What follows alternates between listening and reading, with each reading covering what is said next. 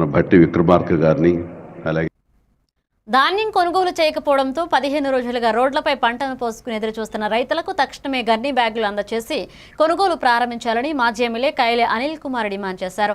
ప్రభుత్వం ఎవరినో విమర్శిస్తూ సాకులు చెప్పడం వల్ల రైతుల సమస్యలు పెరుగుతున్నాయని తీవ్ర అభ్యంతరం వ్యక్తం చేశారు. వర్షాలు కురిసే పరిస్థితిలో పంట నష్టపోయే ప్రమాదం ఉందని, బాధ్యత ప్రభుత్వంపైనే ఉంటుందన్నారు. రైతులు శ్రమను గౌరవించే విధంగా సమయానికి కొనుగోలు చేసి చెల్లింపులు జరపాలన్నారు. పంట ధరలు, అలాగే కొనుగోలు యంత్రాంగం, నిల్వ సదుపాయాల్లో ప్రభుత్వం తగిన చర్యలు తీసుకోవాల్సిన సమయం వచ్చిందన్నారు. ధాన్యాన్ని మనం కొనలేం. ధాన్యం ఎవరు తినట్లేదు.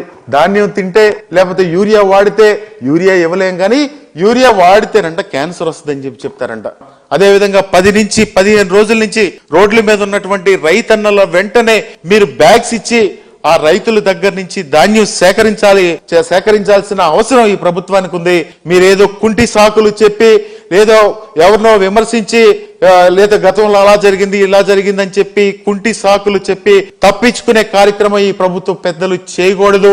మీరు వెంటనే ధాన్యాన్ని కొనాల్సిన అవసరం ఉంది. అదే విధంగా యూరియాను కూడా సప్లై చేయాల్సిన మళ్ళా అవసరం కూడా ఉందని చెప్పి కూడా ఈ సందర్భంగా తెలియజేసుకుంటూ, వైఎస్ఆర్ కాంగ్రెస్ పార్టీ తరఫున ఎప్పుడు కూడా జగన్మోహన్ రెడ్డి గారి పరిపాలనలో, జగన్మోహన్ రెడ్డి గారు ముఖ్యమంత్రిగా ఉన్న కాలంలో రైతే రాజుగా ఉన్నాడు. ఈ రోజు మీరు రైస్ మిల్లర్ ని రాజుగా చేసిన పరిస్థితుల నుంచి రైతుని రాజుగా చేసే పరిస్థితులు మీరు ఏదైతే ఎన్నికల ముందు చెప్పారో ఆ మాటలన్నీ కూడా ఒకసారి గుర్తు తెచ్చుకోవాలి. ఒకసారి గుర్తు తెచ్చుకుని ఈ రైతులకి న్యాయం